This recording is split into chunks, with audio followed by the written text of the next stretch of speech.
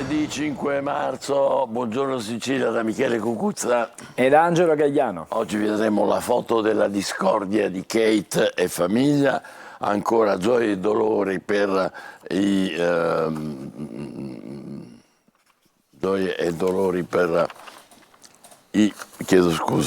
i Mancini, sì signore, e poi ancora tornano a commentare, torneremo a commentare gli Oscar.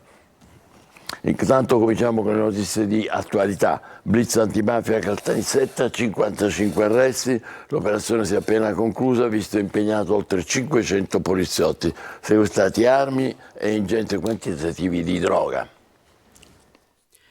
Una città sotto assedio con un numero imponente di forze dell'ordine per cercare di liberarla dal malaffare. E sono 55 gli arresti eseguiti dalla polizia di Caltanissetta nei confronti di altrettanti elementi accusati a vario titolo di associazione di tipo mafioso, intestazione fittizia di beni, estorsione e traffico di sostanze stupefacenti. Reati aggravati dalla disponibilità in capo agli associati di armi anche da guerra ed esplosivi. Particolarmente attivo il mercato della droga che scorreva a fiumi ed alimentava il mercato nisseno. I provvedimenti sono stati emessi dal GIP presso il Tribunale di Caltanissetta su richiesta della Direzione Distrettuale Antimafia. Ad eseguire la complessa operazione di polizia sono stati 500 uomini che, oltre a notificare gli arresti, hanno effettuato decine e decine di perquisizioni alla ricerca di armi e stupefacenti. Al blitz hanno partecipato reparti mobili e specializzati provenienti da Catania, Palermo, Messina, Siracusa, Ragusa, Cosenza, Napoli, Padova e Venezia.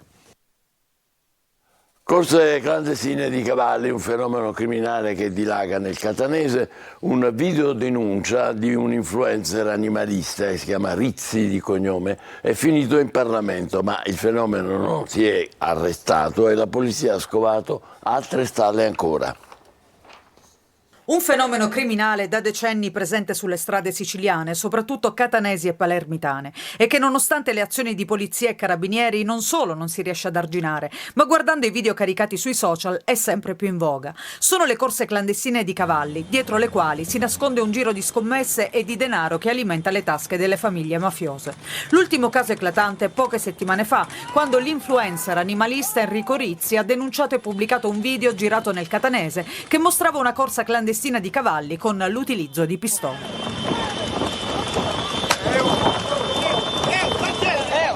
Un caso finito anche in Parlamento, sul quale è intervenuto il deputato dei Verdi Emilio Borrelli. Noi ci troviamo davanti a una situazione incredibile. In Sicilia, a Catania, continuano ad avvenire corse clandestine, o meglio, corse alla luce del sole che noi definiamo oggi clandestine, ma che di certo oramai non sono clandestine, al punto tale che fanno i video e le dirette. Il quotidiano La Sicilia mostra il luogo dove è avvenuta la gara illegale. Siamo nella zona di Contrada Campanito, nel territorio di Palagonia, a oltre 40 chilometri dal centro storico di Catania, in passato già teatro di altre corse clandestine. Il quotidiano mostra anche i segni sulla strada della linea di arrivo ancora impressa sull'asfalto. Intanto, pochi giorni fa nel quartiere catanese di San Cristoforo, la polizia ha scoperto e sequestrato altri 3 cavalli nel cortile di un'abitazione in un garage.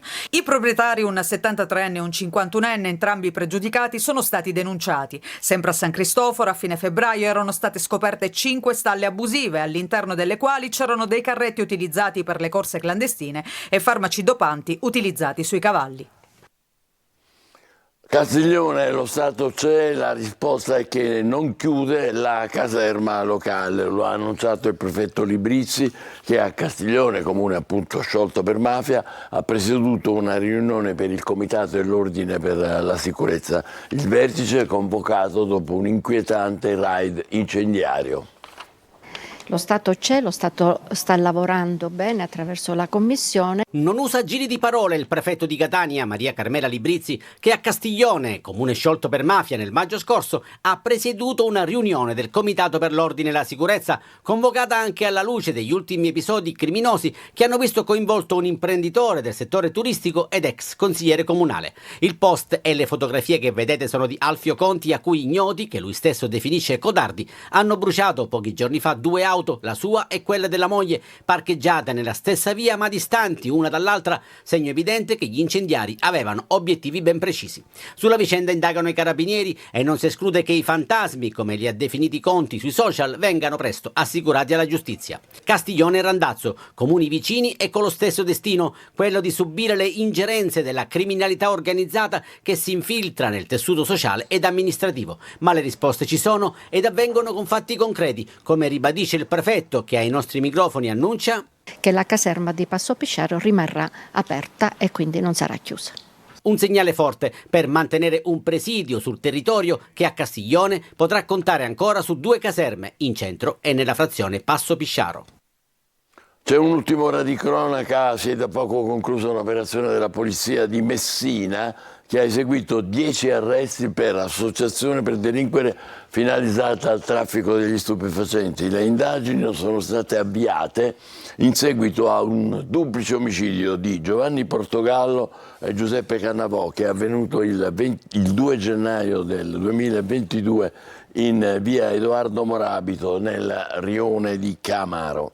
Il grave fatto di sangue, secondo gli investigatori, sarebbe maturato per contrasti nell'ambito dello spaccio di cocaina, marijuana e crack. Siamo arrivati alla conclusione delle notizie di attualità di stamattina, adesso passiamo alla rassegna stampa con Angelo Gagliano.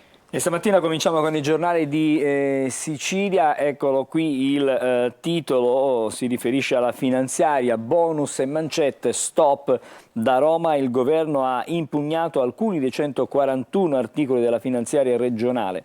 Nel mirino pure gli incentivi per i medici degli ospedali delle piccole città e i finanziamenti per i forestali. Il disco rosso anche ai soldi per la lotta al crack, per gli aumenti dei dipendenti di Palazzo d'Orleans. Schifani, difenderemo la norma, queste le sue parole, ma lo stesso titolo, lo stesso tema e dunque la stessa notizia anche sulla Gazzetta del Sud. Vediamo in prima pagina: Sicilia, finanziaria bocciata, nel mirino i contributi a pioggia, Schifani ci confronteremo. Su proposta di Calderoli il Consiglio dei Ministri impugna la legge di bilancio della regione siciliana. Leggiamo qualcosa in più nel dettaglio: il Consiglio dei Ministri ha impugnato nella serata di ieri 3 articoli della finanziaria che la regione siciliana aveva approvato a metà gennaio. Cadono incentivi per 4,3 milioni ai regionali, l'aumento delle giornate per gli operai forestali ed un articolo che avrebbe potenziato il CEF Pass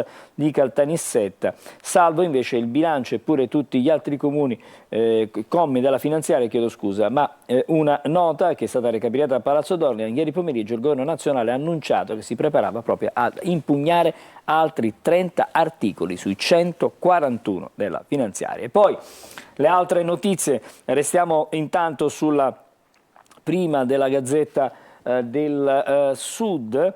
L'acqua sarà razionata in 93 comuni dell'isola, piano di razionamento, 93 comuni siciliani interessati, compresi tra Agrigento, Caltanissetta, Palermo e Trapani.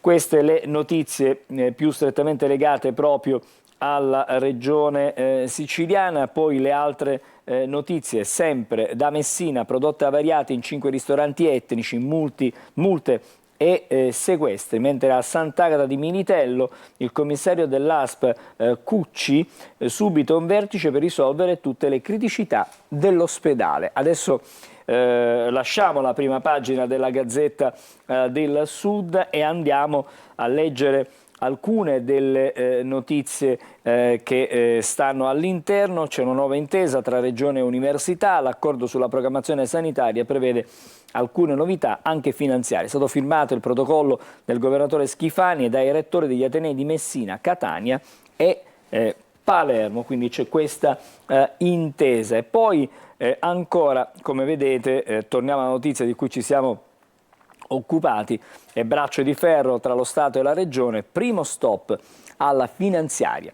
Cadono incentivi per 4,3 milioni regionali, l'aumento delle giornate per i forestali ed un articolo del CEF Pass di Caltanissetta, bilancio salvo. Accanto un approfondimento: mezza Sicilia affronta l'emergenza siccità, l'acqua viene razionata, e il secondo piano, dopo quello di gennaio, Sicilacque lavora su 3 nuovi pozzi, 93 comuni dell'isola centro-orientale. Ci sarà dunque questo razionamento dell'acqua. Chiudiamo con la Gazzetta del Sud e adesso andiamo alla prima pagina della Sicilia di Catania, e vedete intanto la Meloni esulta, Lega accerchiata, si riferisce in questo caso a quelli che sono stati i risultati nelle elezioni di Abruzzo. Nel centrodestra equilibri da rivedere dopo le europee, regge il campo largo del centro-sinistra. E poi vedete questa fotonotizia pubblicata stamattina dalla Sicilia: bimbi a perdere,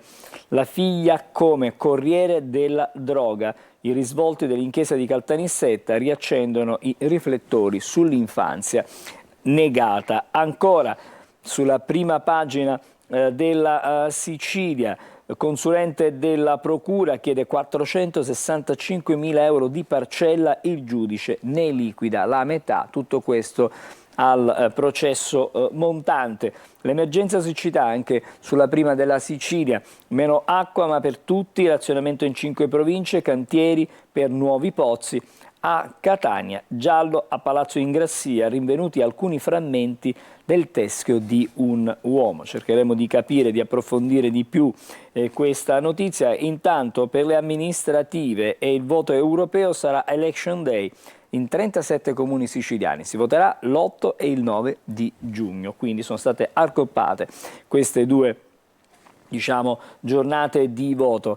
Andiamo all'interno e allora leggiamo sul razionamento idrico ai 93 comuni. Sicilacqua taglia le forniture dal 10 al 45%. Sono interessate le 5 province della Sicilia occidentale a causa della siccità. Le dighe si stanno prosciugando e si cercano nuovi pozzi. Situazione certamente non facile. E poi c'è anche l'emergenza, quella dei rifiuti, corsa contro il tempo sui termovalorizzatori. Schifani istituisce l'ufficio del commissario. Dalle pagine sempre interne, allora abbiamo visto che questo è un richiamo dalla prima, nel Nisseno, i bambini incatenati dalla realtà di adulti irresponsabili. Diversi sono i richiami dei magistrati della procura dei minori che sono utilizzati nello spaccio di droga. Questo è un ultimo allarme che viene per l'appunto lanciato dai magistrati. Restiamo adesso sulla Sicilia, la pagina della città di Catania. Parliamo ancora di droga. La coca viaggiava nel doppio fondo, blitz dei carabinieri in via Galermo, arrestati 2 corrieri e sequestrati 4 kg di droga. Lo stupefacente era stato nascosto in un alloggio ricavato nel portellone posteriore di una Fiat Panda. E qui stiamo vedendo una foto, uno stralcio del video che abbiamo mostrato comunque ieri nei nostri telegiornali. Allora, sempre dalla prima, Palazzo Ingrassia, rinvenuti frammenti di teschio umano. Leggiamo e approfondiamo. Misterioso rinvenimento nel pomeriggio di ieri a Palazzo Ingrassia, nell'area su cui si affaccia il Dipartimento di Medicina Legale. Durante dei piccoli lavori infatti è saltato fuori il frammento di un teschio umano di poco inferiore ai 10 cm che qualcuno ha subito riconosciuto come tale. E invece sulla città di Catania, nuovi investimenti produttivi. Il sindaco trentino a Roma dal ministro Urso. C'è stato questo confronto tra il primo cittadino e il ministro Urso. Scatta il Ramadan, la Caritas va in aiuto con offerte di cibo dei fratelli musulmani. Ieri abbiamo per l'appunto fatto sentire le voci dell'imam, ma anche chiaramente della Caritas. E ancora restiamo sulla città di Catania. Costrinse minore a fargli il pieno di benzina, evade dai domiciliari e va in cella. Anche questa è una notizia che abbiamo, diciamo, affrontato nelle scorse settimane.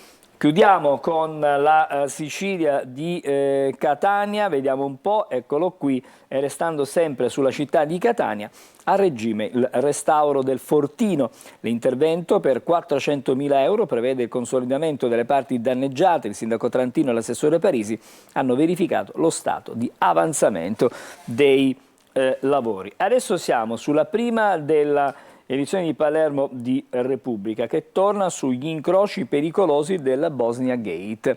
mentre prosegue l'indagine della procura sulla truffa dell'Ateneo italo-bosniaco, spuntano i punti di contatto con l'Università di Palermo, anche un atto notarile siglato dal rettore proprio di Palermo, Università di Palermo. E poi c'è la storia di Marian, accusata di essere scafista senza mai potersi difendere.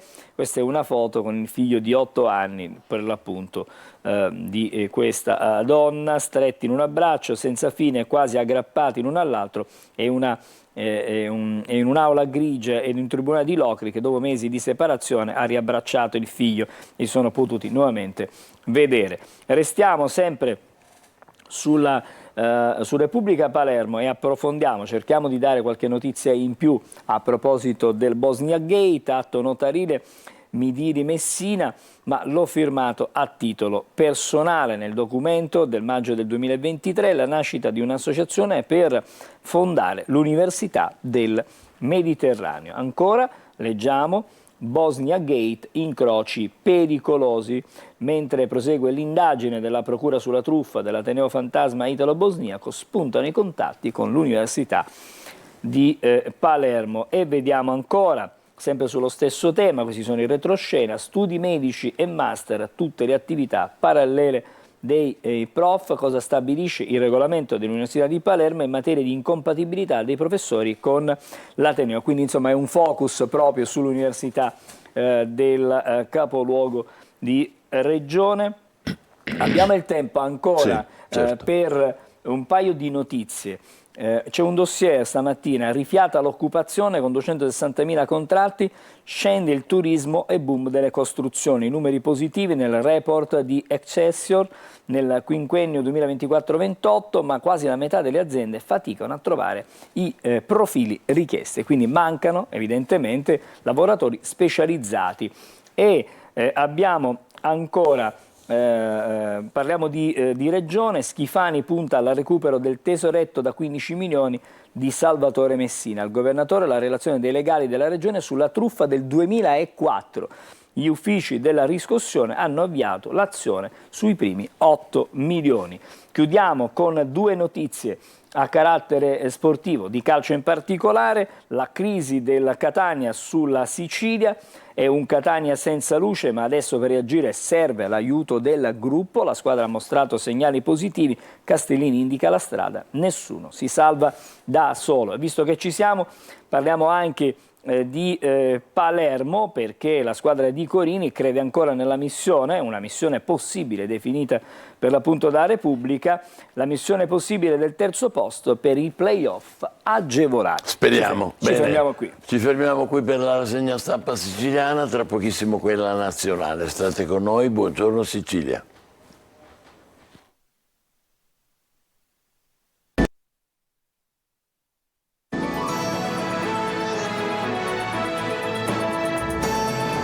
Buongiorno Sicilia, eccoci alla rassegna stampa nazionale con Angelo Gagliano. Stamattina partiamo con il Corriere della Sera per le notizie nazionali ed internazionali e leggiamo subito del voto in Abruzzo. Il voto scuote l'opposizione, timori per la tenuta del patto, Conte sul Movimento 5 Stelle risultato modesto, ma la Schlein avanti uniti, vertice di maggioranza dopo la vittoria in Abruzzo, Meloni. Noi per il campo coeso, Tajani aperte ad altre forze di centro. E poi possiamo leggere i tanti astenuti e il dovere di educare alla democrazia, una riflessione evidentemente sull'andamento del voto. E poi sulle tasse stamattina cambia la riscossione, addio cartelle dopo 5 anni e si allungano le rate, quindi ci sarà possibile, ci sarà più tempo per pagare le tasse. E poi Kate, il pasticcio e le scuse, ho fatto io quel ritocco, ne parleremo fra non molto anche stamattina durante la nostra trasmissione. L'intervista a Parolin, Mosca, cessi il fuoco, poi i negoziati, il Vaticano e l'Ucraina, insomma si continua a discutere, c'è questa richiesta. Adesso dicono prima deve cessare il fuoco Mosca per evitare che si pensi il contrario. E poi ancora inchiesta Consip, assolti il padre di Renzi e Lotti. e c'è questa bellissima Bella. foto di Emma Stone stamattina, secondo Oscar a 35 anni per l'attrice di Povere creature. Questa è la foto in primissimo piano per lei con la statuetta. L'emozione di Emma, diva con l'abito scucito, questo è quello che è stato poi rilevato alla fine di una serata fantastica. Cerchiamo di approfondire qualche cosa in più. A proposito del voto, la Meloni dopo la vittoria dice conta più il campo coeso, questo è quello che dice il Presidente del Consiglio. Il bilancio del leader di Fratelli d'Italia che pranza con gli alleati sul voto in Abruzzo, il centro-sinistra in difficoltà. La sconfitta in Abruzzo agita il campo largo, Prodi dovete coltivarlo, invece questo è il punto di vista di Repubblica. I democratici trainano l'alleanza, Movimento 5 Stelle in calo, i centristi arrancano, Calenda con i candidati capaci, non stiamo alla finestra. E poi insomma i timori per le turbolenze e le titubanze del Movimento 5 Stelle e Dem pressano, facciamo sul serio, questa è la situazione. Leggiamo anche dalla Stampa sul voto in Abruzzo, l'Abruzzo inguaia Salvini, ipotesi rimpasto nella Lega per placare gli scontenti. Insomma c'è veramente di tutto da un punto di vista politico. Lasciamo le vicende dedicate alla politica, siamo sulla prima pagina della Repubblica, che comunque ha il titolo di apertura sulla politica perché è piuttosto eloquente. La Meloni divora la Lega, il voto in Abruzzo, questa è la sintesi per Repubblica. La Schlein si vince con un progetto comune, candidature credibili, ma ci sono tante altre notizie, su tutte, la vedete, eccola qui, la foto, stamattina è su tutti i quotidiani, lo scandalo praticamente a Palazzo Reale. Che poi apparentemente sembra normalissimo. Apparentemente, ma qualcuno ha visto che c'è qualcosa che non va. Parecchie cose. La principessa Kate chiede scusa, ho ritoccato io la foto di famiglia, e giù praticamente con le critiche, ma intanto dall'altra parte dell'oceano c'è un Trump shock su Adolf Hitler, fece anche cose buone. Ma Queste non è possibile. Stamattina Trump viene beccato su questo tema. Portogallo, la fine del miracolo socialista, pare che anche lì insomma ci sia qualche cambiamento sia avvenuto. Gli spettacoli, gli Oscar, Oppenheimer piglia tutto, nessun premio all'Italia. Questa è, diciamo, la sintesi di Repubblica sulla sua prima pagina. Approfondiamo anche le vicende sulla Stampa. In prima pagina torna a parlare e a occuparsi del dossier perché Sì, è vero. la Meloni stoppa Nordio. Ma è strana sta cosa. Bloccata la commissione voluta anche dalla Lega. Salvini all'angolo, cambio i vertici del partito. Quindi insomma c'è un po' di agitazione, diciamo così, di fermento in casa Lega soprattutto, da questo punto di vista. Poi anche sulla Stampa le tasse degli evasori rateizzate per 10 anni. Questa è la nuova frontiera per incassare quanto insomma, lo Stato, diciamo, deve recuperare. Leggiamo ancora la zona, parliamo di Oscar, la zona di interesse sì, è il film che ha vinto l'Oscar come miglior a Gaza e in Israele, basta disumanizzazione. Questo è il punto di Fulvia Caprara. E ancora sempre sulla prima della Stampa, e Trump rivaluta Hitler, ha fatto cose buone. Anche sulla Stampa mettiamo in evidenza questo tema. Poi fotonotizia dedicata a quest'artista che ha scelto di cantare alle Olimpiadi e il titolo è Chi ha paura di Haya?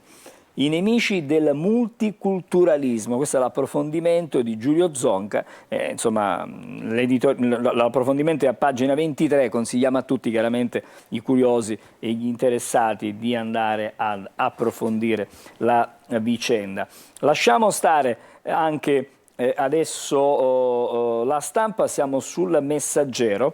Vedete, il Messaggero ha un'apertura che è ancora sulla politica, le urne hanno premiato il governo, questa è la sua riflessione, esalta la vittoria in Abruzzo, noi campo coeso, dice Meloni. E poi ci sono in primo piano con il fisco, dice le rate 10 anni per pagare, l'esecutivo vara la riforma della riscossione.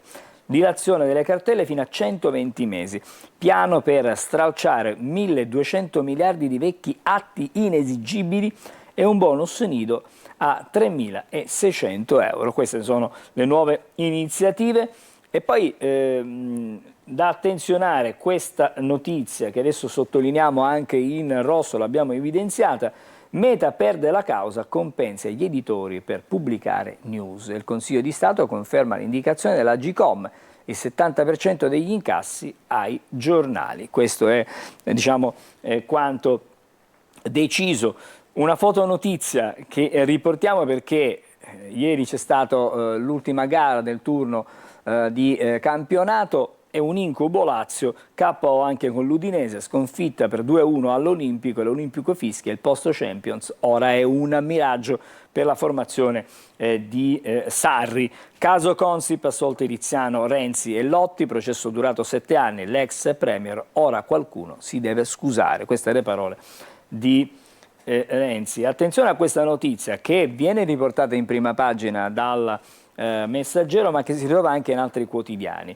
Il ministro polacco rivela: militari NATO in Ucraina, i piloti di Kiev pronti ad utilizzare gli F-16. Questo è quello che viene raccontato questa mattina non soltanto dal Messaggero, ma anche da altri quotidiani. Fra le altre cose, il Messaggero nelle pagine interne va ad approfondire la notizia: militari NATO in Ucraina, Mosca dice lo sapevamo già, la rivelazione del ministro degli esteri della Polonia, mandati da diversi paesi, i piloti di Kiev sono pronti a utilizzare gli F-16, così riusciremo a riprenderci le terre. Questo è il nuovo scenario. Mi pare molto allarmante. Gli scenari che vengono prospettati. A proposito poi del tema sul dossieraggio, controlli sulle parole dei PM, Perugia il faro del procuratore generale Sottani sulle audizioni dell'antimafia, il caso Berlusconi nel 2022, ricerche anche su di lui. E questo è un tema che viene riproposto perché Repubblica torna sulla vicenda, stronca Nordio e stoppa la commissione sul mercato dei dossier. Centrodestra frena sull'inchiesta del Parlamento, indaga l'antimafia, Palazzo Chigi vuole evitare un nuovo scontro con i magistrati, ecco. Quindi da questo punto di vista c'è un po', insomma, si va molto, molto cauti. E poi un'altra vicenda e altri quotidiani che andiamo a leggere stamattina, ovviamente le prime pagine. Ricominciamo con il Manifesto. Il Manifesto ha un titolo come sempre molto eloquente, con fotonotizia, mette, vedete, insieme Conte da una parte, Lasciani dall'altro, inciampo largo e non più campo largo. Questo è il titolo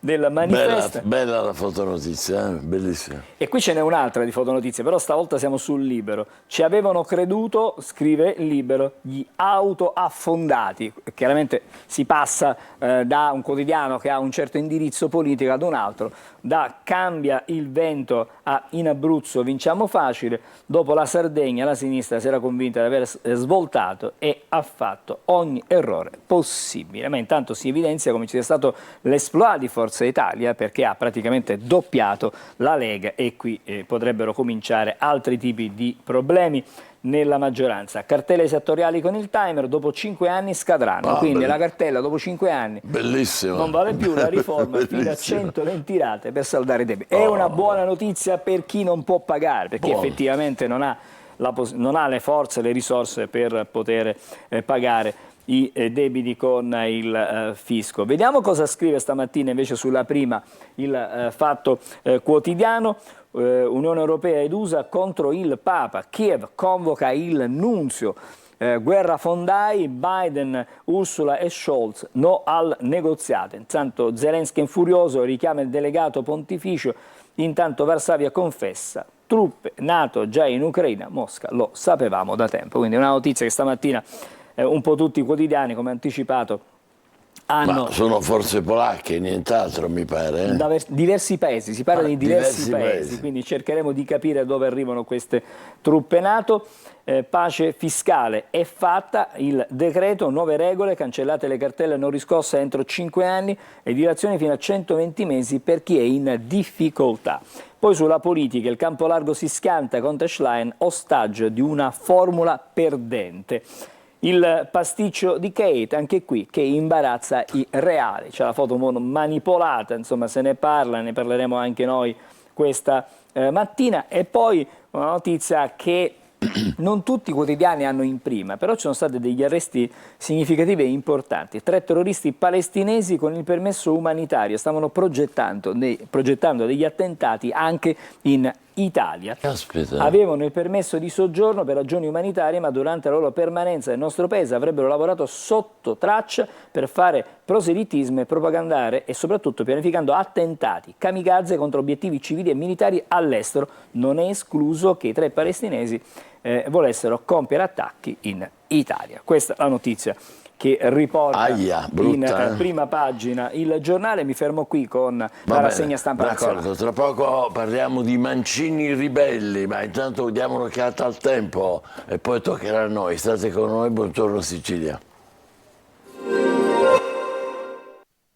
Bentrovati da Clara Ventura di Trebi Meteo. Nella giornata di martedì tempo stabile assolato al centro-nord, seppur con qualche nuvola in mattinata sul medio Adriatico.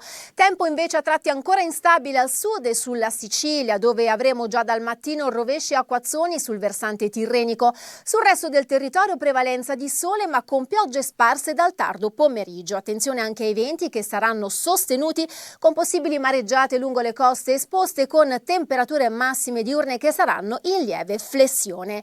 Tempo in miglioramento nella giornata di mercoledì. Avremo dunque prevalenza di sole con cielo sereno al più parzialmente nuvoloso. Il contesto si presenterà asciutto, ma con un po' di variabilità nelle ore serali, dove sarà possibile qualche locale goccia di pioggia. Valori massimi diurni che non subiranno particolari variazioni. Con questo è tutto. Dettagli maggiori sull'app di Trebi Meteo.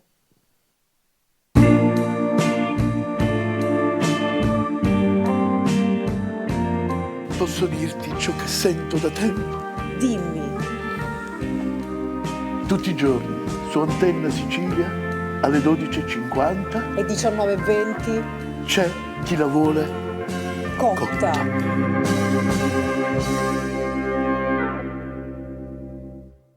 Siamo con Antonio Parrinello che è fotografo, vogliamo guardare questa famosa fotografia di Kate Middleton con la sua famiglia che ha creato tanto scalpore in Gran Bretagna al punto che poi alla fine l'hanno dovuta ritirare. Eccola qua, che cosa è successo? È successo che lei l'ha pubblicata, tutti si sono accorti che c'erano una serie di cose che non andavano, come ci fossero stati dei ritocchi, Photoshop, diciamo, al punto che poi alla fine l'hanno ritirata. Ora, non c'è niente di male a ritirare una fotografia, il problema è che se lo fa quella che potrebbe diventare tra poco regina d'Inghilterra, diciamo una cosa appare piuttosto strana, non può fare errori di questo genere, giusto?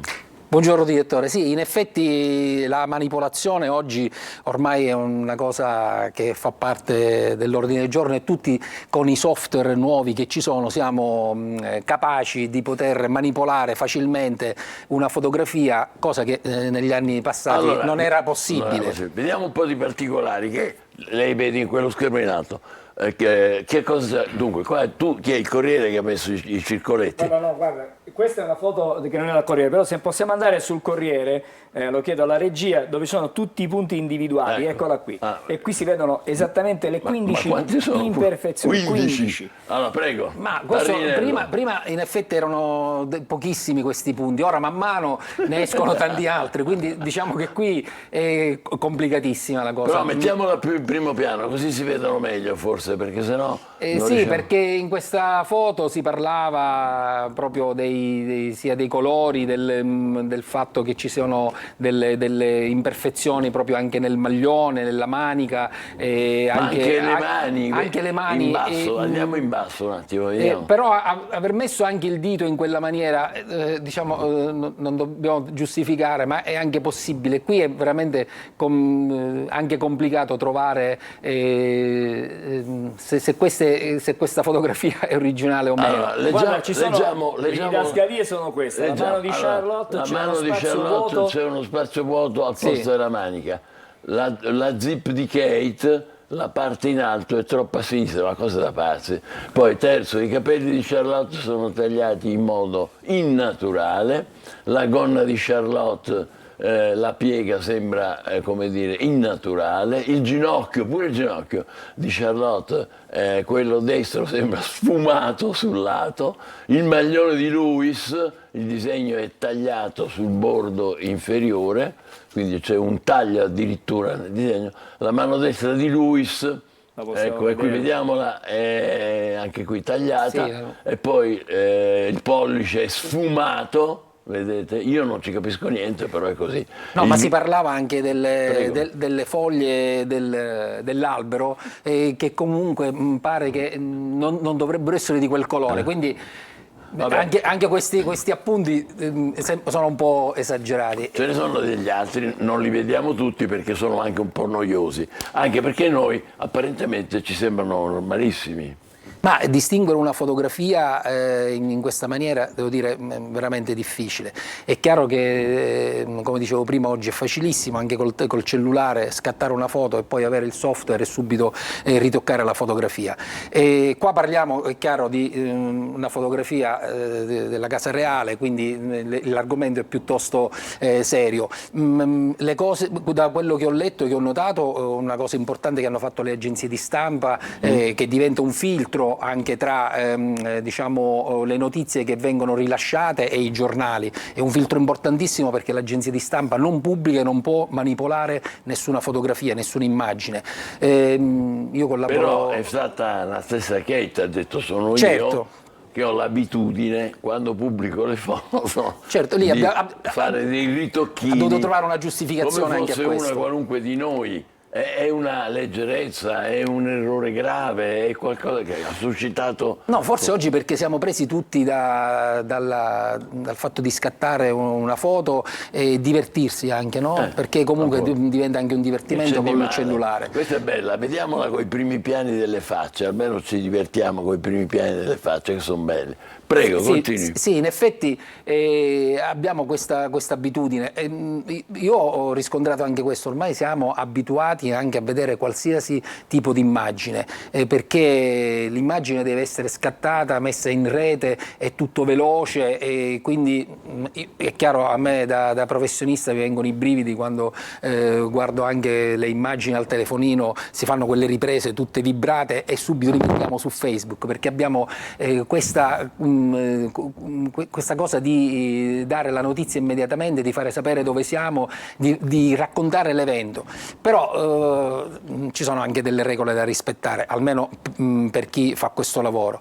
Quali sono queste regole? Ma le regole sono importanti per noi, innanzitutto non alterare mai una fotografia, perché ci sono è un distinguo ben preciso. Una cosa è l'alterazione della fotografia, una cosa è quindi c'è una manipolazione sull'immagine, un'altra cosa è il fotoritocco. Il fotoritocco serve soltanto per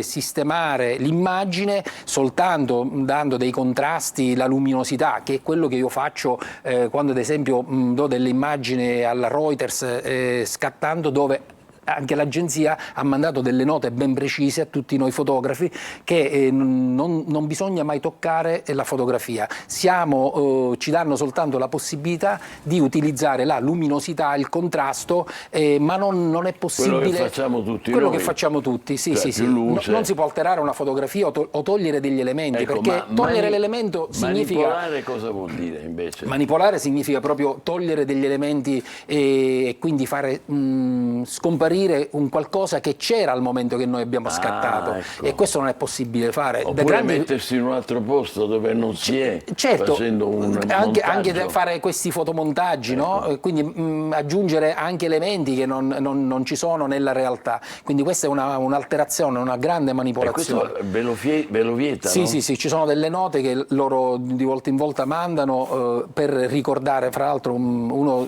dei fotografi della Reuters è stato proprio licenziato perché tantissimi anni fa durante una guerra ha manipolato questa fotografia, loro se ne sono accorti perché ha tolto alcuni elementi che erano accanto a un soldato in trincea, e quindi non è possibile, perché il giornalismo, il racconto fotografico deve essere veritiero, bisogna essere proprio obiettivi. Questa è la Reuters, che è una delle più importanti agenzie giornalistiche e fotografiche del mondo, quindi siamo ai livelli altissimi, ma invece parlando, come dire, dei comuni mortali, tutto questo, queste regole... No, non esistono. È chiaro che ormai il telefonino ci permette di utilizzare dei filtri e quindi trasformare una fotografia che magari lo scatto è buono, visto così dall'occhio del fotografo, ma loro si divertono a mettere dei filtri, a mettere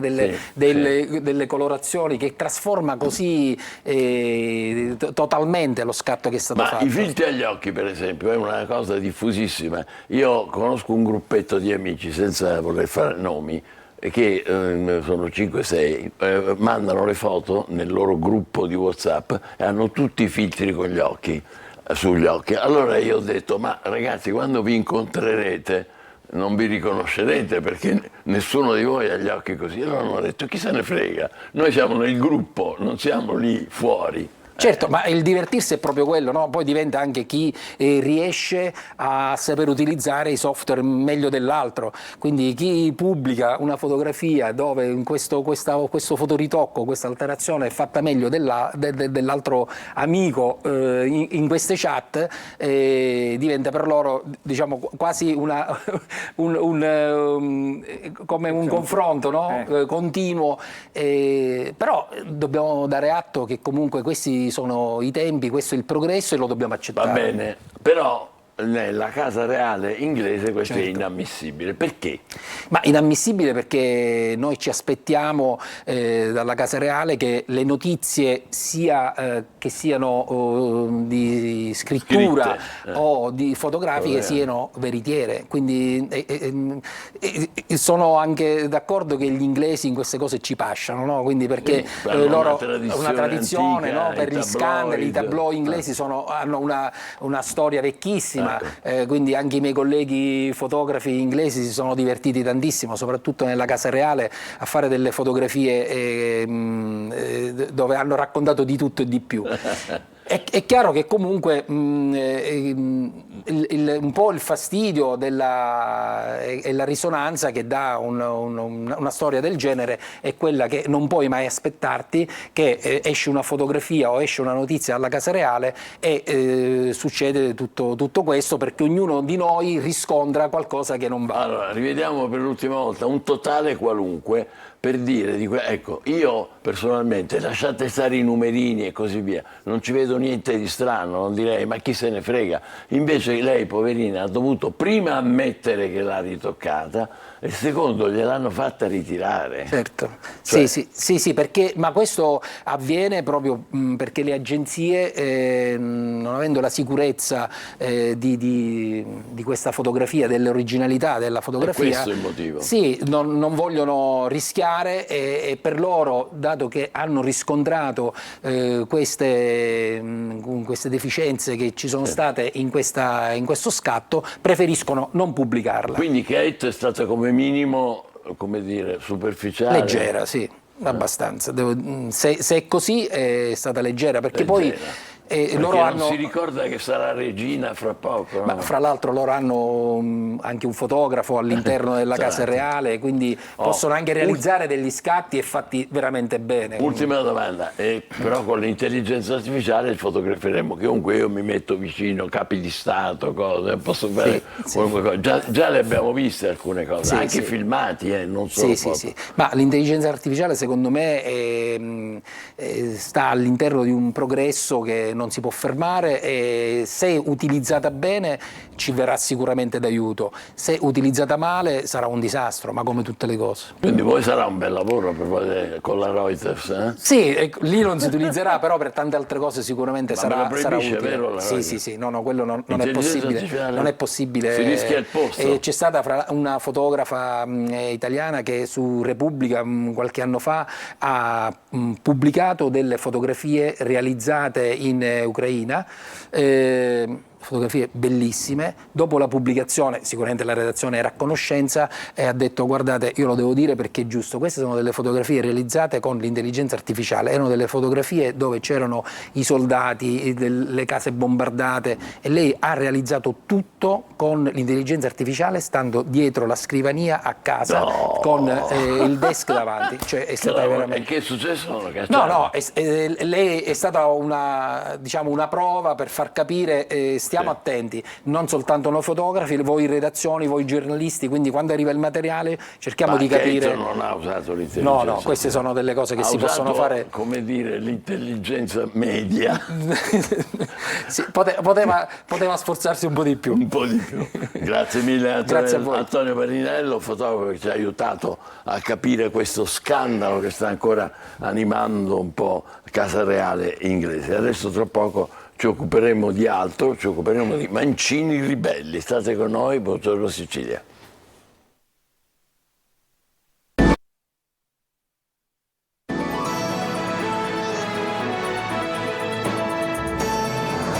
Mancini ribelli, con noi c'è Enzo Ventimiglia, maestro di Pilates, occhio perché mena, e poi c'è Agata Finocchiaro, che è creatrice di Mancini ribelli. Abbiamo in collegamento, buongiorno. Che vuol dire Mancini ribelli? Perché? Buongiorno a tutti voi. Mancini ribelli, come dice la stessa parola, sono i mancini che si ribellano anzitutto all'imposizione dell'uso della mano destra come mano per scrivere, per leggere. Oggi non c'è più l'imposizione, io dico si è passati dall'essere rieducati.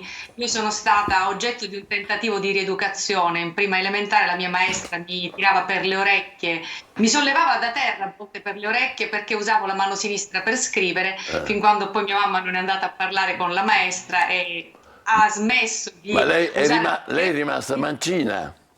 Io sono rimasta mancina, sono una mancina ribelle come tanti altri mancini. Io per quello che può interessare avevo lo stesso problema, però mio zio mi ha preso la penna, me l'ha spostata sulla mano destra e credo che ancora ne porto i segni. Questo è interessante perché io sono ribelle in quanto fin da quando avevo 2 o 3 anni e mia nonna provava a spostarmi gli oggetti da una mano all'altra perché afferravo tutto con la sinistra, è un senso innato, e però mi sono sempre ribellata all'uso della mano destra come mano prioritaria. Per me la mano destra è una mano dell'equilibrio, insomma serve più per la compensazione. Quindi i mancini ribelli sono quelli che si sono ribellati a quella che in passato era un'imposizione e si ribellano oggi anche a un certo modo di continuare a vedere le cose, perché se consideriamo tutto è nato dall'ennesimo articolo che ho letto un giorno, si intitolava Pensieri sinistri e parlava, pensa un po', dei rincari dell'RC auto. Dimmi tu cosa c'entra. Eppure con un gioco di parole, sinistro stradale, sinistro come infido, sì, è vero. veniva usato dal giornalista questo titolo. I mancini sono sinistri, ha ragione. Allora, Enzo Ventimiglia, abbiamo detto mancini ribelli, poi però in realtà la società, le strutture, la scuola, l'università lavorano per i destri e non si occupano di chi sono i mancini. Quali sono i problemi? Sì, soprattutto diciamo che ci sono degli schemi e delle tecniche che si utilizzano di insegnamento che non sono ovviamente, non si legano bene a quelli che sono i processi di apprendimento di un mancino, che sono un po' diversi, no? Per esempio ricordo da bambino la frustrazione nel seguire la maestra quando facevamo i dettati, poiché andava veloce e per me era difficile stare al passo con la scrittura, quindi talvolta finivo per fermarmi e poi dover copiare i miei... Ma ancora oggi i banchetti, le cose sono... Sì, credo siano ancora oggi. Mia figlia, tra l'altro poi ci sono anche dei fattori genetici, io per esempio una bambina di 10 anni, anche lei è mancina. Devo dire, io non appartengo probabilmente a quella generazione con la quale ho dovuto lottare per conquistare l'utilizzo della mano sinistra, però sicuramente ho avuto delle difficoltà che poi trovano ragione anche proprio nei processi di apprendimento motorio, in quanto il nostro cervello funziona per sistemi crociati, cioè in sostanza l'emisfero cerebrale destro governa i movimenti di sinistra e viceversa, e l'emisfero cerebrale di sinistra è quello deputato con il linguaggio, l'apprendimento di tutte quelle cose più razionali, schematiche, mentre l'emisfero cerebrale destro è più correlato invece con l'emotività, la creatività, e quindi l'apprendimento avviene, ma dovrebbe avvenire attraverso dei processi che non sono esattamente quelli quadrati. Si calcola che più o meno il 10% della popolazione oggi diciamo, sia mancino o potenzialmente mancino, magari un po' represso. Voi che cosa fate come Mancini Ribelli, Agata, per, come dire, diffondere questa cultura del rispetto nei confronti dei mancini? Allora, la prima cosa che io vorrei fare è rivedere il linguaggio. Oggi viviamo in una società che ha messo al bando le parole d'odio. Quella nei confronti dei mancini io ritengo che sia un linguaggio di handshake, accostandolo al discorso del body shaming. Se è vietato usare parole che non siano inclusive, parole che siano di odio nei confronti di determinate categorie, deve essere altrettanto vietato o bandito l'uso dell'aggettivo sinistro nella sua accezione di infido, funesto, negativo, perché continua a perpetuare quel pregiudizio nei confronti di chi usa la sinistra, che un tempo era rifiuta la mano. Per esempio il tiro mancino, esatto, no? Che è anche un gruppo rock, ma che poi significa anche una cosa pericolosa, che tu non ti aspetti, un colpo basso, è vero? È questo un po'... Sì, esattamente. Mi piacerebbe che in futuro sinistro l'uso dell'aggettivo sinistro nell'accezione negativa di funesto, infido, infausto e quant'altro fosse considerato desueto, e quindi, poiché abbiamo almeno 50 aggettivi che possono ben sostituire sinistro, usassimo quelli adatti anziché indicare un... Io per esempio ricordo un titolo, il fascino sinistro di, ora non dico un politico che era indagato, il fascino sinistro. Sinistro presentimento, c'è anche un libro che si intitola, mi pare, il fascino sinistro del serial killer, dando quasi per scontato che il fascino sinistro è legato a un personaggio sicuramente negativo, quasi lombrosiana come titolo. Sì, davvero. Invece lei che insegna Pilates, ci sono delle difficoltà per quanto riguarda mancini e destri, diciamo? Ma allora le difficoltà principali credo nello sport non riguardino nelle attività motorie tanto quegli sport, quelle attività rieducative come il Pilates, dove si cerca in qualche modo sempre un approccio simmetrico, ma più che altro quegli sport dove invece si dà per scontato che si debba giocare con la mano destra, per esempio il tennis, o addirittura non so se tuttora, ma ci sono degli sport per esempio tipo il polo, quello che si gioca a cavallo, dove è vietato proprio, non so se è tuttora, però leggevo che è vietato proprio giocare con la mano sinistra. E quindi sicuramente negli sport asimmetrici, anche se poi come tutte le debolezze insomma possono essere trasformate in forza, no? Perché spesso per esempio ho praticato arti marziali, nelle arti marziali talvolta può essere un vantaggio, poiché l'avversario viene esatto. Lui non se l'aspetta. Però il Pilates più che altro invece può aiutare nel riequilibrare un po' eventuali asimmetrie, quindi è più un approccio, se vogliamo, rieducativo, dove si cerca di adeguare l'approccio alle esigenze della persona. Senza comprimere la propria natura, perché sennò saremmo di nuovo da capo. Esatto, no? Esatto. Vabbè, i risultati ci sono? I risultati ci sono in quanto attraverso l'utilizzo di tecniche motorie che mirano a anche in qualche modo, per esempio nello yoga si cerca di mettere insieme delle tecniche che fanno sì che i due emisferi cerebrali possano iniziare in qualche modo a connettersi l'uno con l'altro, e quindi ci sono tutta una serie di strategie. Sicuramente tutte quelle attività che non hanno un fine sportivo ma hanno un fine rieducativo sono sicuramente importanti per ecco, Agata Finocchiaro, a scuola c'è una sensibilità su questi temi, a scuola, università?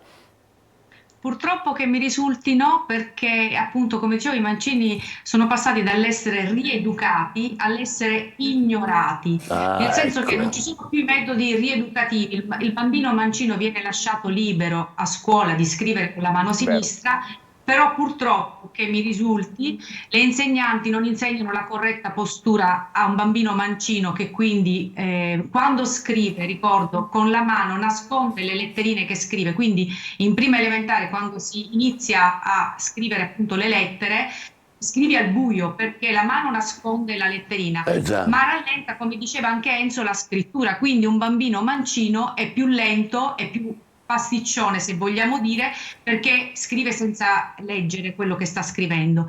Oltre a questo, faccio un esempio, il mio compagno, eppure lui mancino, andava all'istituto d'arte, su 22 studenti 11 erano mancini.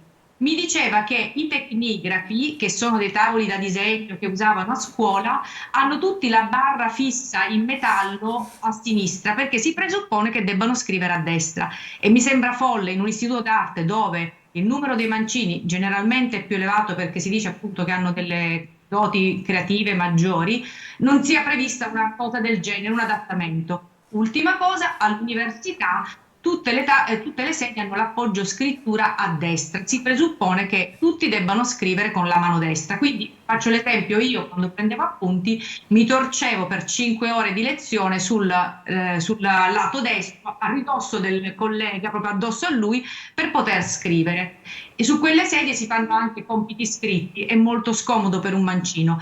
Se consideriamo che un'aula universitaria in media ha 100 sedie e sappiamo che i mancini sono il 10% della popolazione, io mi aspetto che almeno 8 sedie debbano avere la ribaltina, cioè l'appoggio scrittura a sinistra, cosa che non c'è. Ma voi vi fate vivi presso il Ministero della Cultura, provveditorati, non so, le istituzioni, perché un tema così importante, anche direi semplice da realizzare, si possa realizzare? Guarda, abbiamo appena iniziato, ci stiamo muovendo adesso e abbiamo iniziato anche con una raccolta firme proprio perché venga considerato desueto l'uso dell'aggettivo sinistro nella sua accezione negativa, e poi man mano andremo avanti, siamo una piccola onda che cresce. Intanto stiamo cercando di creare una coscienza collettiva, perché finora si è usato indiscriminatamente la parola sinistro nella sua accezione negativa come era in passato, quindi stiamo cercando di far capire che c'è bisogno anche di un modo di vedere le cose diverso, più inclusivo. Ecco. Bello, molto importante, complimenti Agata Finocchiaro. Battaglia che si può vincere o è difficile? Credo di sì, ovviamente le cose che come dire, non toccano dei temi tanto importanti relativi alla salute passano sempre in secondo piano, però credo che si debba fare qualcosa, visto che oggi insomma si cerca la parità in qualunque contesto, e quindi perché no, non trovarla anche in questo. Bene. No? Viva i mancini ribelli fino a quando la situazione non si sarà risolta. Enzo Ventimiglia, Agata Finocchiaro, grazie. E adesso grazie a voi. Breve Grazie. pausa, poi ci occuperemo degli Oscar di ieri, dell'altro ieri. State con noi.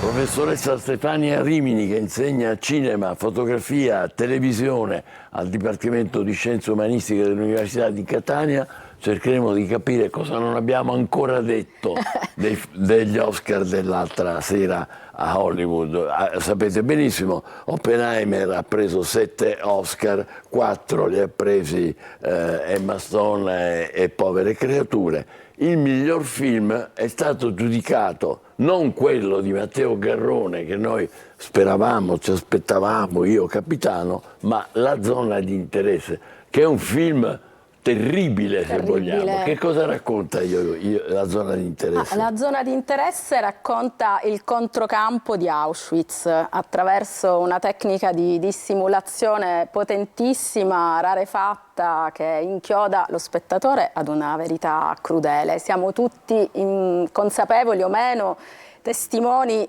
di quella tragedia e naturalmente questo è anche un monito per quello che il nostro tempo ci sta riservando. È incredibile, questo c'aveva la villa, la famiglia. La villa sul muro di confine dei campi di concentramento.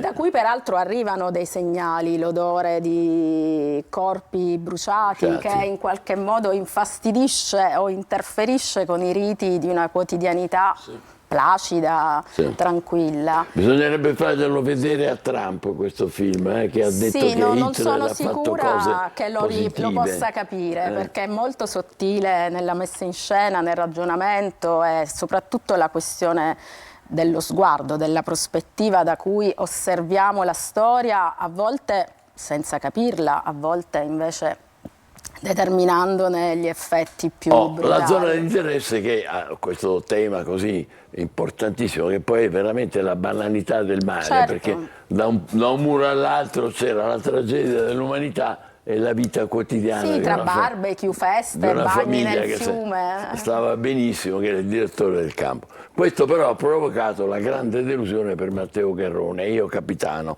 che invece parla dei rifugiati, diciamo così, dei migranti, e lo fa in una maniera spettacolare, bellissima. Sono più statuine, 7, e Oppenheimer, che a parte il Cillian Murphy, che ha avuto l'Oscar anche come miglior interprete, che è bravissimo, una bravura straordinaria, che era famoso per una serie, come si chiama? How I Met Your Mother. Ecco, io non l'avevo vista, quindi non ne sapevo nulla. Quando l'ho visto al cinema ho detto, ma chi è questo? Chi è questo straordinario, da dove viene? Straordinario attore. Ed è un film che ricorda un po', come dire, grazie a personaggi come Oppenheimer, il mondo libero ha sconfitto il nazismo e ora siamo tutti in democrazia e in libertà, però è anche vero che è un film sulla guerra fredda, perché poi lui finisce, vabbè, non spoileriamo troppo, sperando che rimetta, ma alla fine passa il guaio pure negli Stati Uniti. Oppenheimer, che è stato il numero 1 a aiutare l'America a vincere la guerra.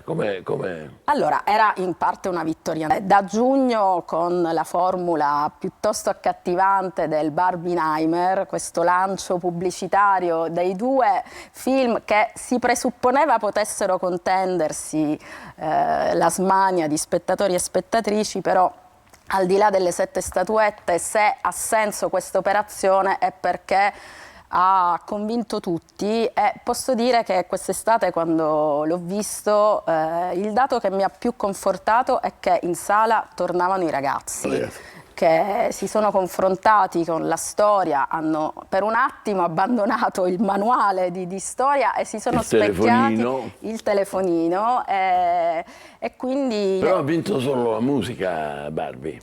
Barbie forse è la grande assente di queste premiazioni. La musica però non è un elemento così marginale. Fin dalle prime dichiarazioni della regista era chiaro che la tensione di Barbie era anche rispetto alla grande tradizione del musical e la cantante si autorappresenta e fa parte di questo vorticoso gioco che naturalmente ha diviso, ma era un film che nasceva con un'intenzione netta, che era quella appunto di dispiazzare tutti. L'abbiamo lasciato per ultimo, ma non per ultimo, come dicono gli anglosassoni. Last but not least. Last but not least, Emma Stone e il suo magnifico film Povere creature, da noi tradotto in Italia in maniera forse un po' discutibile. Un po' azzardata a volte. Film meraviglioso sulla donna, è vero? Allora sì, non so se sulla donna, ma sicuramente su un'accezione di creaturalità, di figura umana più generale. È interessante considerare come Povere creature abbia guadagnato spazio, forse addirittura scalzando Barbie, grazie anche alla vittoria del Leone d'Oro a Venezia. Quindi tutto torna nel formato di quello che siamo. E lei, Emma Stone, è bravissima. Emma Stone ha dato una prova... Quanti anni ha? 25? Ha già vinto 2 Oscar. Ha già vinto 2 Oscar e tra l'altro non solo è un'attrice consapevole e potente, ma è anche produttrice, in qualche modo aggiunge e fa sì che la sua visibilità possa favorire delle produzioni con dei marchi di qualità importanti. Poi insomma, le premiazioni sono sempre un gioco, dividono, ci si schiera, però direi che la cosa più importante è che il cinema continua a parlare di noi e a darci dei messaggi. E come diceva la nostra ospite Stefania Rimini ci ha riportato i giovani al cinema. Sì, questo direi che è il dato più confortante, perché il Covid aveva chiuso le sale, aveva distolto la maggior parte di noi dal piacere della condivisione, da quella che comunque è la fruizione primaria del cinema. Poi i telefonini servono, ci aiutano a guadagnare e a recuperare film che abbiamo perso, però... Ecco Emma Stone. Eccola. E con questa immagine commossa. bellissima di lei che si commuove dopo aver detto che il vestito si era rotto, no? Cioè, aveva un problema il vestito. Però lo spettacolo deve cominciare, gli americani lo sanno bene. E quindi... The show must go. Assolutamente. Stefania Rimini, grazie per essere stata con noi. Buona giornata. Buon lavoro, è il momento dell'almanacco. Oggi vi parliamo di un argomento che ci riguarda tutti da vicino: la libertà di espressione in rete. Si tratta della giornata mondiale della lotta contro la cybercensura. Sapete cosa significa cybercensura? Significa che in alcuni paesi del mondo i governi controllano tutto quello che si dice e si fa su internet, impedendo ai cittadini di accedere a informazioni, contenuti e comunicazioni libere. A volte addirittura bloccano completamente la rete, isolando il paese dal resto del mondo. Vi è mai capitato di tossire o starnutire quando vi pulite le orecchie col cotton fioc? Beh, sappiate che non siete gli unici. Si tratta del riflesso di Arnold, scoperto da un medico tedesco nel 1895.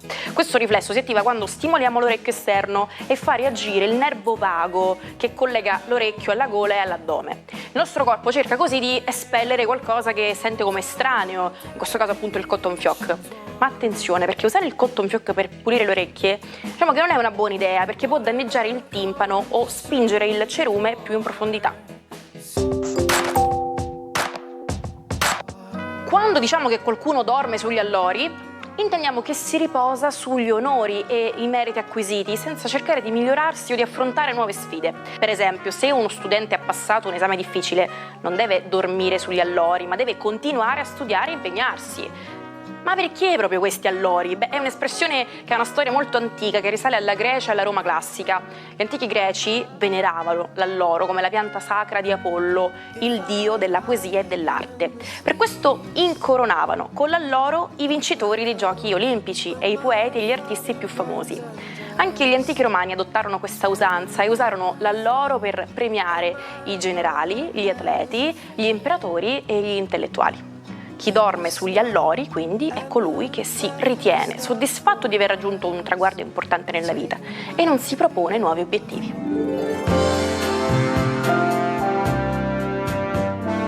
Ma chi non dorme sugli allori è certamente il nostro Marco Amato, eccolo lì, alle prese con il suo straordinario caffè di prima mattina e una tazzina. Questa l'ho già vista però, o sbaglio? Sì. No, era un altro accostamento di colori, questa è la prima volta che viene fuori, anche perché l'omaggio è ai colori del Catania. Buongiorno Michele, buongiorno Angelo e buongiorno Sicilia. Buongiorno, prego, prego. Allora, detto dall'astrologo che non dorme mai appunto per scrutare le stelle, meno male che c'è il computer, si può fare pure di giorno. Allora, oggi mi ha incuriosito moltissimo accendere un po' i riflettori delle stelle su un personaggio che mi piace moltissimo nella sua diretta semplicità, è la nostra Luisa Rainieri, ottima attrice che si è distinta peraltro per un ciclo di telefilm molto interessanti che sono tutti incentrati sulla figura di Lolita Lobosco. E beh, Lolita è a capo di ecco, la vedete con questa immagine bellissima, con questa macchina d'epoca, questa femminilità sagittariana fatta dei rossi fuoco indiani del Sagittario. Il Sagittario è segno metà uomo, metà animale, quindi nel caso degli uomini è più simile a Chirone, il grande guaritore e insegnante di Ercole ed Esculapio, quindi arti belliche ma anche guarigione, ma anche nel caso delle Valchirie è assimilabile proprio a donne assolutamente amazoniane. Ecco, l'isola di Themyscira era proprio il regno delle Amazzoni, retta dalla regina Ippolita, che è un'illustratia Diana di Themyscira, che poi diventa Wonder Woman. Le Sagittario hanno questa dote che anche nel personaggio di Lolita viene assolutamente fuori, questa dote da leader nel massimo della diretta semplicità, ma Lolita è un commissario di polizia che dirige una squadra tutta di uomini a Bari e riesce proprio a superare i pregiudizi sul femminile, a imporsi come un bravissimo comandante rispetto ad un gruppo di soli uomini.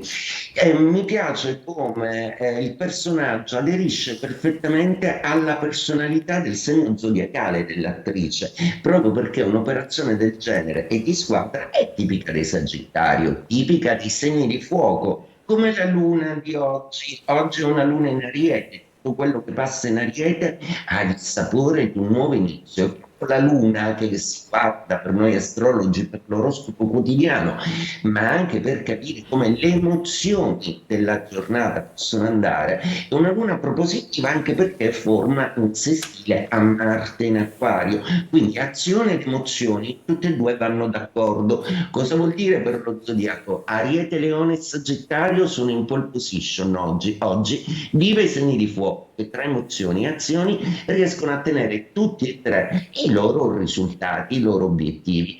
Se va bene il fuoco per la zodiacale, va bene anche agli Aria, e del resto proprio Marte che in combutta con la Luna è ancora in Acquario.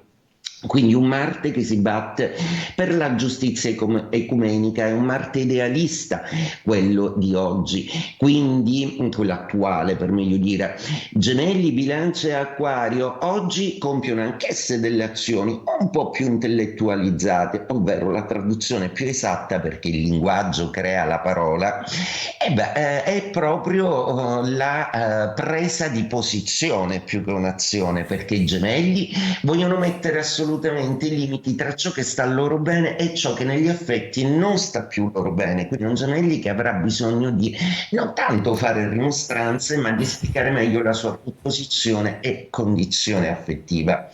Mentre invece i Bilancia devono assolutamente prendere in mano una situazione. Il loro pianeta è Venere, che per ora è felicemente in Pesci, quindi per adesso godono di grande recupero, ma ciò nonostante devono badare a delle magagne che ancora li impegnano sul lavoro, obbligandoli ad avere delle prese di posizione, a volte anche un po' da comandanti in capo, ecco, un po' caporalesche, così, mentre invece la Bilancia è più atta alla diplomazia. Acquario, sempre il mondo delle idee e della fantasia con questo Marte, cosa farà? Di tutto e di più. Per ora l'Acquario iperattivo si è risvegliato e finalmente un po' meno filosofia e un po' più d'azione. Acquario sempre portatissimo per le amicizie, e con Marte le passioni a volte si possono mischiare a questa dimensione.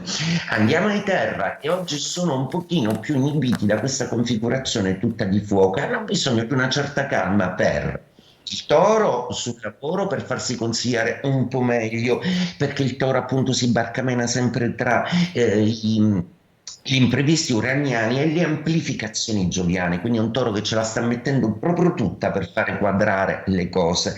Molta carne al fuoco, fatevi aiutare.